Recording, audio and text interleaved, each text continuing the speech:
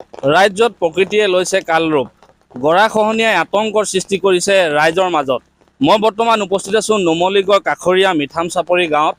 মোৰ সহযোগীয়ে সম্পূৰ্ণ দৃশ্যটো দেখাব। যিহেতু ক'ব লাগিব, যি ধনশিৰি গৰাখহনীয়া আছে, এই ধনশিৰি গৰাখহনীয়াই এই কাষৰীয়া যিসমূহ ৰাইজ আছে, এই ৰাইজসমূহৰ মাজত এক আতংকৰ পৰিৱেশৰ সৃষ্টি কৰিছে। আৰু এই গৰাখহনীয়াৰ ফলত তেওঁলোকৰ যিসমূহ খেতি পথাৰ আছিলে, সেই খেতি পথাৰসমূহ গৰাখহনীয়াৰ কবলত পৰি তেওঁলোক নিৰুপায় হৈ পৰিছে। আৰু এটা কথা ক'ব লাগিব, এই গৰাখহনীয়াৰ ফলত তেওঁলোকৰ যি মাটি ভেটি ঘৰ আচবাব আছিল, সেই ঘৰ আচবাব সম্পূৰ্ণ গৰাখহনীয়াৰ কবলত পৰি তেওঁলোক এক নিৰুপায় হৈ থকা আমি দেখিবলৈ পাইছোঁ।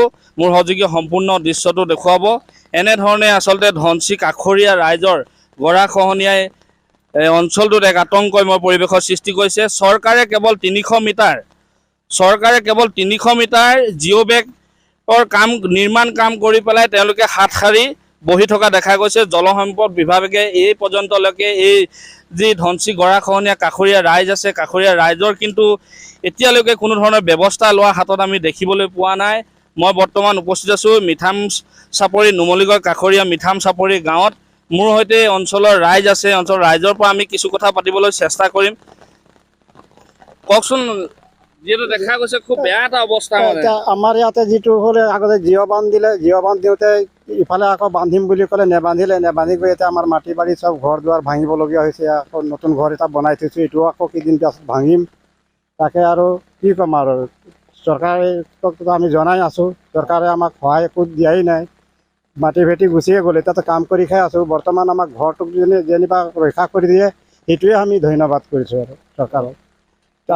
এতিয়া কিমানডোখৰ জিঅ' বেগ কাম কৰিলে? জিঅ' বেগৰ কিমান 300 মিটাৰ কাম কৰিলে। তাৰপিছত আৰু বিভাগীয় কৰ্তৃপক্ষ আহিছে নাই? নাই অহা, তাৰ পৰা চাবলৈও অহা নাই। খালি খবৰ লৈছোঁ, খবৰ ল'লে মানে বান্ধিম কৈ এতিয়ালৈকে বন্ধাই নাই কৈছে।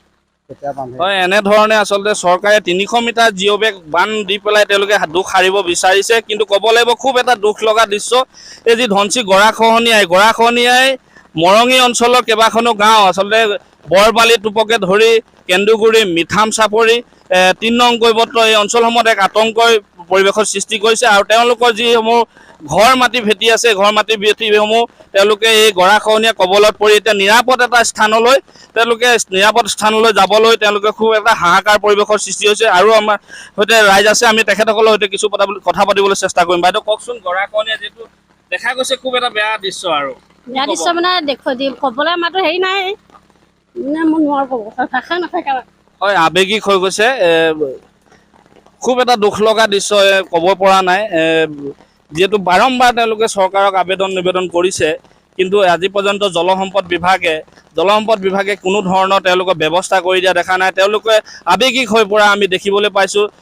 তেওঁলোকৰ চকুত চকুলো, মোৰ সহযোগীয়ে দেখুৱাইছে, তেওঁলোকৰ চকুত চকুলো আচলতে ৰাইজৰ চকুত চকুলো ওলাই অহা দেখা গৈছে। খুব এটা ৰাইজে ৰজা হয় নাই বাৰু, ৰজা পাতে, কিন্তু সিহঁতে ইমান ডাঙৰ ফিচাৰিং খান্দিছে, ক'ৰবাত ৰাস্তা কোনো কাম বিনা কামত কাম কৰিছে, নদীত মীন পালন মাছ আহিছে। কিন্তু সেই বিষয়ে যদি আমাৰ অকণমান প্ৰটেকশ্যন, আমাৰ ল'ৰা ছোৱালী আজি আমাৰ গাঁওবুঢ়া হওক, আমাৰ প্ৰেচিডেণ্ট হওক, জেডপিচি হওক, আজিলৈকে আমাৰ এই জেগাকণত কোনো দিন এদিন ভুমুকা মাৰিবলৈ আমাক নাহিলে। আমি নদীত এদিন মই কৈছিলোঁ হাত ভৰি পানী আমি গোটেই পৰিয়াল জাপ দি দিম, কিন্তু তেওঁৰ খেতি মানে ৰাইজে আমাক আজিলৈকে কোনো এটা হেৰি নিদিলে আমাক। মানে ইমানেই আমি দুখত থাকিলো। মানুহজন কামলৈ যায়, এতিয়া চাউল 50 টকা কেজি, ৰাতিপুৱা যদি খাওঁ গোটেই দিনটো লঘোণ এটা আকৌ গধূলি কেইটামান খাওঁ আমি ল'ৰা ছোৱালী। সেই অৱস্থা আমাৰ হৈছে, গোটেই খেতি মাটি গুচি গ'ল।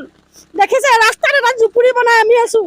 এক সপ্তাহত গোটেই গাঁৱৰ ৰাইজে আমি ঘৰ বনাই, আজি এইটো ঘৰ বনাই ভেটি গুচি গ'ল। সেয়া বনাইছে, আজি কাইলৈ ভিতৰত যাব। এনেকুৱা অৱস্থা আমাৰ মানে, খোৱা বোৱা, ল'ৰা ছোৱালী পঢ়া শুনা, আমাৰ সকলো ফালৰ পৰা আমি তাৰমানে থাকিবলৈ সুবিধা নাই। আমাৰ এসাঁজ খাই এসাঁজ চিন্তা। কিন্তু চৰকাৰে আমাক এইটো এটা দিয়ক, আমি মানুহকেইটা যেন জীয়াই থাকি আমাক এটা প্ৰটেকশ্যন দিয়ক। চৰকাৰে আমাক বান এটা দিয়ক।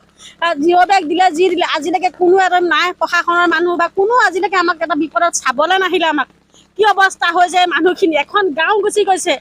জলসম্পদ বিভাগ আহিছে নাই? নাই, কোনো বিভাগে আমাক হেৰি অহা নাই, কোনো নাই। চৰকাৰে আজি আমাৰ বিধায়ক বিশ্বজিৎ ফুকন এই জেগাখনত তেওঁ আহিছিলে এদিন মিটিং পাতি মাছ এৰিবলৈ মাছৰ পোৱালি সেইখিনি কি প্ৰয়োজন আছিলে সেই তেতিয়া মানুহখিনি একপাক নেচালে নুসুধি দিলে যে এই গৰা খহিছিলে নে জিৰ' বেগ মানুহখিনি অৱস্থাখিনি আজিলৈকে এটা কথা নুসুধিলে তেওঁ আহি মিটিং পাতিলে চাহ মিঠাই দিলে খালে খাই মাছ এৰি তেওঁ গুচি গ'ল কিন্তু আজিলৈকে কোনো আজি গাঁওবুঢ়ানী এজনী আমাৰ আজিলৈকে অহা নাই দেখা দিবলৈ যে কি হৈছে ইমান বানপানী যোৱাবাৰ চোতাললৈকে বানপানী নাহিলে তেওঁ যে কি হৈছে নদী কাষত চাওক আজি যেতিয়া নদীত ল'ৰা ছোৱালী কিমান মানুহে খবৰ আছে কিন্তু গাঁওবুঢ়ানী বা আমাৰ গাঁৱৰ ৱাৰ্ড মেম্বাৰ বা প্ৰেচিডেণ্ট কোনো মানুহ আহি যে মানুহখিনি কি অৱস্থা হৈছে এপাক চাবলৈ নাহিলে নদী সোঁত যেতিয়া চোতালত বলে আমাৰ কোনো মানুহে নাহিলে চাবলৈ এনেকুৱা অৱস্থা কৰি থৈ আমাক মানে চৰকাৰে যেতিয়া কৰি থৈ গৈছে চৰকাৰখন হ'লেই নহ'ব নহয় ৰাইজখন অকণ বুজিব লাগিব ৰাইজেহে চৰকাৰ বনাইছে ৰজা হৈছে তেওঁলোকে সেইখিনি বুজি পোৱা নাই আৰু আমাক এতিয়া বিশেষকৈ আমাক এই বানখনত কিবা এটা সুবিধা চৰকাৰে দিয়ক আমি এই গাঁওখন মানুহখিনি যেনেকৈ থাকিব পাৰোঁ দুবেলা দুমুঠি জীয়াই আমাৰতো মানুহজন কামলৈ যায় এনেকুৱা অৱস্থা হয় নদীত গোটেই ঘৰ বাৰী গ'ল নদীত এনেকুৱা হৈছে ঘৰ গুচি গৈছে মানুহজন নাই গাঁৱৰ মানুহ মাতকে দি বস্তু টানি টানি তেনেকৈ গুচি কত বস্তু গ'লা এতিয়া ভিক্ষাৰী ৰাস্তাৰ ভিক্ষৰো হ'লোঁ আমি য'ত মানে হাজিৰা কৰি নহ'লে এসাঁজ খাবলৈ নাপাওঁ আমাৰ এনেকুৱা অৱস্থা হৈছে হয় এনেধৰণে আচলতে অঞ্চলৰ ৰাইজ ক্ষোভিত হৈছে আৱেগিক হৈছে ক'ব লাগিব যিহেতু তেওঁলোকে জলসম্পদ বিভাগক তেওঁলোকে বাৰম্বাৰ আবেদন কৰিছে যদিও এই পৰ্যন্তলৈকে কোনো ধৰণৰ ব্যৱস্থা লোৱা নাই যি ধনশী নৈ কাষৰীয়া ৰাইজ আছে ৰাইজে এই গৰাখহনীয়াৰ পৰা উপায়ন্তৰ হৈ তেওঁলোকে এটা নিৰাপদ স্থান বিচাৰি বৰ্তমান হাহাকাৰ এটা পৰিৱেশৰ সৃষ্টি হৈছে যিকোনো খবৰৰ বাবে যোগাযোগ কৰক 70901730 অথবা 7099017990 নম্বৰ